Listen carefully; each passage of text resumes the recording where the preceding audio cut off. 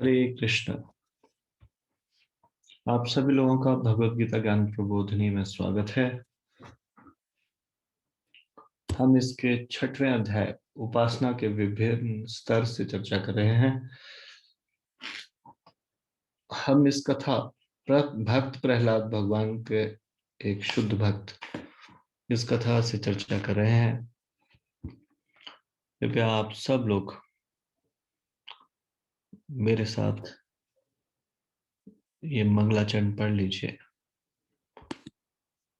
ओम अज्ञानतिमिरान्धस्य ज्ञानाञ्जनशलाकया चक्षुरुन्मिलितं येन तस्मै श्रीगुरुवे नमः। श्रीचैतन्यमनोभीष्टं स्थापितं येन भूतले स्वयं रूपः कदा मह्यं ददाति स्वपदान्तिकम्। वन्देऽहं श्रीगुरोः श्रीयुतपदकमलं श्रीगुरून् वैष्णवांश्च श्रीरूपं सागरजातं सहगण रघुनाथान्वितं तं सजीवम् साद्वैतं सावधूतं परिजनसहितं कृष्णचैतन्यदेवं श्रीराधा कृष्णपादान् सहगण ललिता श्रीविशाखान्वितांश्च। हे कृष्ण करुणा सिंधु दीनबंधो जगतपते गोपेश गोपिका कांत राधा कांत नमस्तुते। तप्त कांचन गौरांगी राधे वृंदावनेश्वरी वृषभानुसुते देवी प्रणमामि हरिप्रिये। वाञ्छाकल्पतरुभ्यश्च कृपा सिन्धुभ्यैव च पतितानां पावनेभ्यो वैष्णवेभ्यो नमो नमः। जय श्री कृष्ण चैतन्य प्रभु नित्यानंद श्री अद्वैत गदाधर शिवासादि गौर भक्तवृंद। हरे कृष्ण कृष्ण कृष्ण हरे हरे, हरे राम राम राम हरे हरे।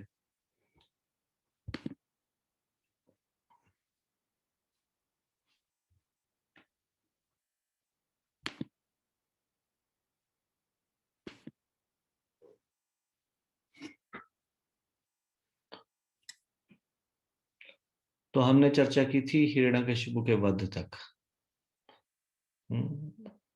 उसके आगे की स्टोरी इस प्रकार से है। हिरण्यकशिपु का वध करने के बाद भी भगवान का क्रोध शांत नहीं हुआ और ब्रह्मा जी समेत सारे देवता उन्हें शांत करने में असफल रहे। यहाँ तक कि नारायण की चिर संगिनी लक्ष्मी जी भाग्य की देवी को भी नृसिंह भगवान के सामने आने का साहस नहीं हुआ। तब ब्रह्मा जी ने प्रहलाद महाराज से कहा कि वे भगवान के क्रोध को शांत करें। प्रहलाद महाराज अपने प्रभु भगवान नृसिंह की वत्सलता के प्रति आश्वस्त थे, अतएव उन्हें उनसे तनिक भी भय नहीं हुआ। वे अत्यंत गंभीर होकर भगवान के चरण कमलों के समक्ष गए और उन्हें दंडवत प्रणाम किया। भगवान नृसिंह देव को प्रहलाद महाराज के प्रति ममता थी, अतएव उन्होंने उनके सिर पर हाथ रखा।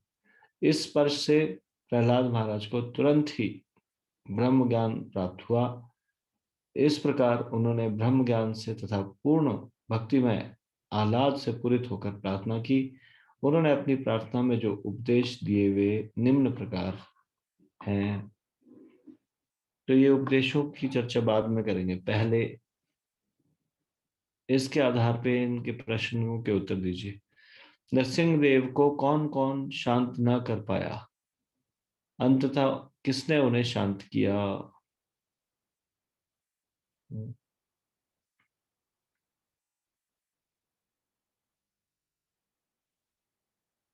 कृपया हाथ खड़ा कीजिए। Please raise your hand.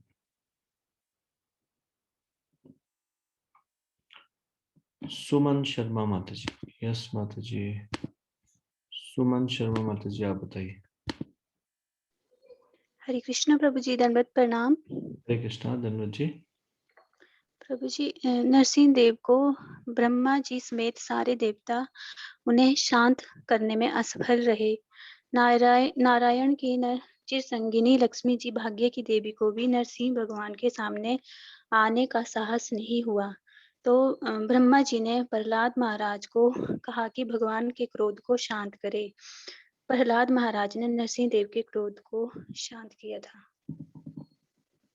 हरे कृष्णा प्रभु जी, दंडवत प्रणाम। धन्वत जी। अगला प्रश्न इस प्रकार से है। प्रहलाद महाराज भगवान नरसिंह देव के पास जाने से भयभीत क्यों नहीं हुए?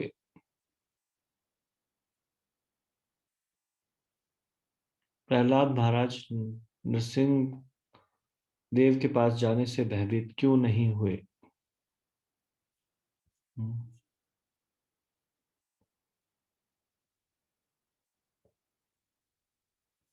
मीना शर्मा माता जी बताइए। हरे कृष्ण प्रभु जी, दंडवत प्रणाम। जी। प्रहलाद महाराज नृसिंह देव के सामने जाने से इसलिए नहीं घबराए क्योंकि वे उनके वात्सल्यमयी रूप से भली भांति परिचित थे। वो आश्वस्त थे उनकी वत्सलता से कि भगवान वत्सल है भक्तों के प्रति। हरे कृष्ण। ठीक है, धन्यवाद। तीसरा प्रश्न, प्रहलाद महाराज ने भगवान नरसिंह देव से प्रार्थना कैसे की?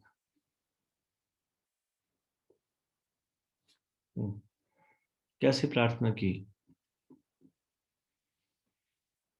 कृपया हाथ खड़ा कीजिए। प्रहलाद महाराज ने भगवान नरसिंह देव से प्रार्थना कैसे की?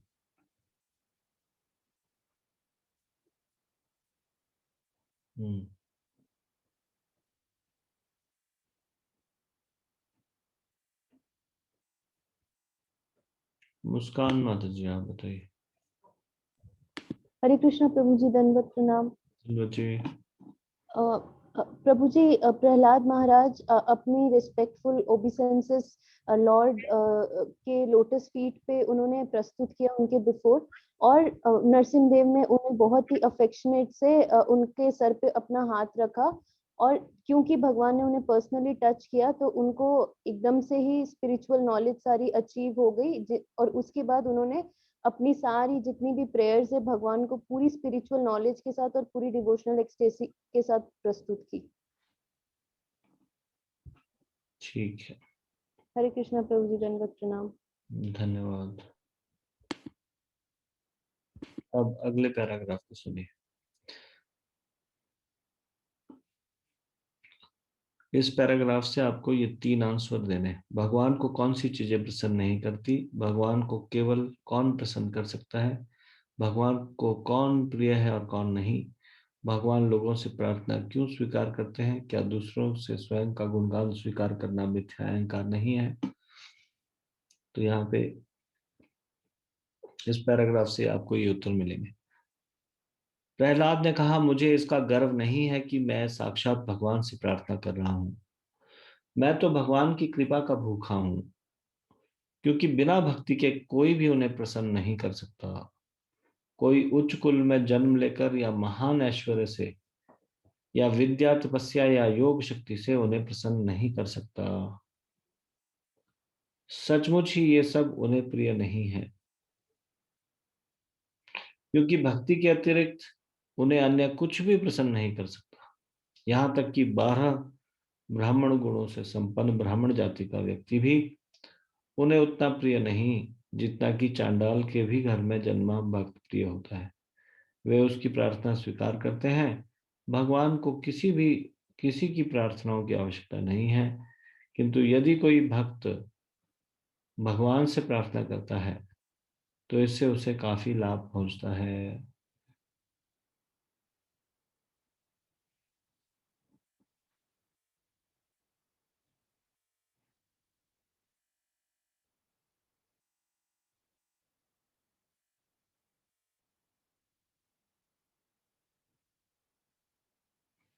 तो पहला प्रश्न, कृपया हाथ खड़ा कीजिए।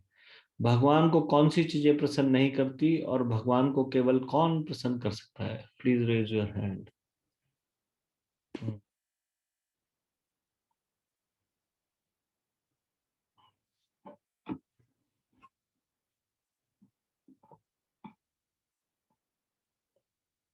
खुशी सिंगी माता जी। हरे कृष्ण प्रभु जी, दंडवत प्रणाम। हरे कृष्णा धन्यवाद जी। कोई उच्च कुल में जन्म लेकर या महान ऐश्वर्य से या विद्या, तपस्या या योग शक्ति से भगवान को प्रसन्न नहीं कर सकता। भगवान को केवल उनका शुद्ध भक्त अपनी भक्ति द्वारा ही प्रसन्न कर सकता है। हरे कृष्णा प्रभु जी, दंडवत प्रणाम। धन्यवाद, सही है। आपका आवाज अभी ठीक आ रहा है फोन पे? कल परसों ठीक नहीं आ रहा था, तो जैसा अभी जो भी कुछ सेटिंग है फोन के, अभी क्या आपने ईयर प्लग नहीं लगाया हुआ इसलिए ठीक आ रही है? प्रभु जी, अभी मैंने ब्लूटूथ ईयरकॉर्ड लगाया। तो इसी से ही क्लियर आती है फिर आवाज। पहले जो कल परसों थी वो क्लियर नहीं थी। जी प्रभु, ठीक है। ठीक है। हरे कृष्णा प्रभु। दूसरा प्रश्न, भगवान को कौन प्रिय है और कौन नहीं?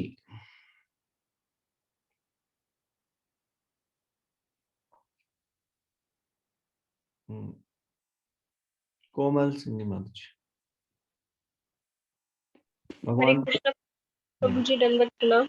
हरे कृष्णा धन्यवाद जी। भगवान को कोई उच्च कुल में जन्मा हुआ महान ऐश्वर्य या विद्या, तपस्या या योग शक्ति से युक्त व्यक्ति प्रिय नहीं है। यहाँ तक कि 12 ब्राह्मण गुणों से संपन्न ब्राह्मण जाति का व्यक्ति भी उन्हें प्रिय नहीं है। भगवान को केवल उनके शुद्ध भक्त ही प्रिय होते, चाहे वह चांडाल के घर में जन्मा हुआ भक्ति क्यों ना हो। हरे कृष्ण प्रभु जी, दंडवत प्रणाम। धन्यवाद जी।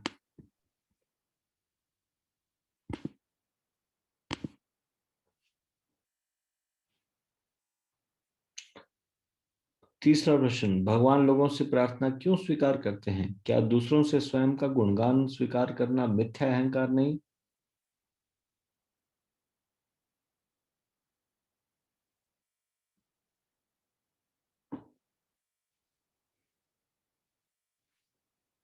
कलावती माता जी।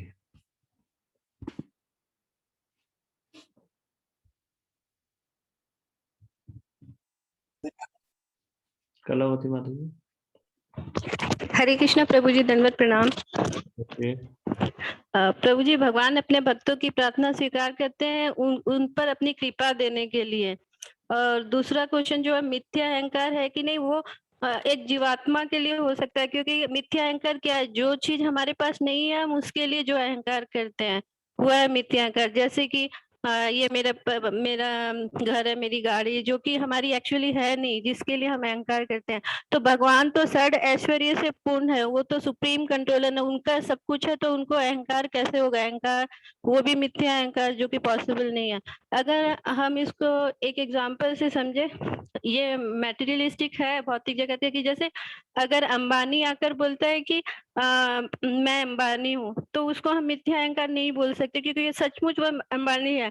लेकिन कोई व्यक्ति अगर थोड़ा सा धनशाली होता है, जाकर बोलेगा, अहंकार करेगा कि हाँ मैं अमीर या मैं अंबानी हूँ, तो उसका वो मिथ्या अहंकार हो सकता है, क्योंकि वो नहीं है। तो हम इससे समझ सके कि भगवान सुप्रीम कंट्रोलर है, तो वो कैसे मिथ्या अहंकार करेंगे। सॉरी प्रभु जी, समझा नहीं पाई ठीक से। हरे कृष्ण प्रभु जी, दंडवत प्रणाम। धन्यवाद जी। पहले पाठ का आंसर, भगवान लोगों से प्रार्थना क्यों स्वीकार करते हैं? क्योंकि भगवान जानते हैं कि इससे वो शुद्ध होंगे और इससे उनको लाभ पहुंचेगा, इसलिए वो हमारे लाभ के लिए अब प्रार्थना स्वीकार करते हैं। उनको किसी की प्रार्थना की आवश्यकता नहीं है, लेकिन हमारे लाभ के लिए वो प्रार्थना स्वीकार करते हैं। और दूसरों से स्वयं का गुणगान स्वीकार करना मिथ्या अहंकार नहीं है।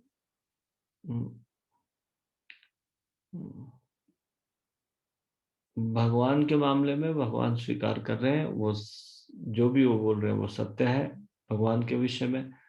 और सबसे बड़ी बात है, भगवान ये मिथ्या नहीं है, वो जो भी वो भगवान के बारे में गुणगान किया जा रहा है वो सत्य है। हमारे बारे में जब गुणगान किया जाता है और हम स्वीकार करते हैं, तो हम मिथ्या अहंकार मिथ्या अहंकार से पूर्ण है। क्योंकि यदि कोई हमें धनी बोले तो भी हम धनी नहीं, कोई बुद्धिमान बोले तो भी वास्तव में बुद्धिमान नहीं। ये सारी बुद्धि भगवान के द्वारा दी गई है, ये सारा धन भगवान का है। इसलिए कोई भी चीज, किसी भी क्रेडिट को हम लेते हैं, if we take credit of anything in this world, then we are under the influence of Maya. किसी भी चीज के लिए, किसी भी चीज में सफलता के लिए बहुत सारे लोगों का योगदान होता है, तो सारा क्रेडिट हमें नहीं जाता, और सबसे बड़ा क्रेडिट जाता है भगवान को। तो ये कोई भी क्रेडिट हम लेते हैं तो ये मिथ्या अहंकार है।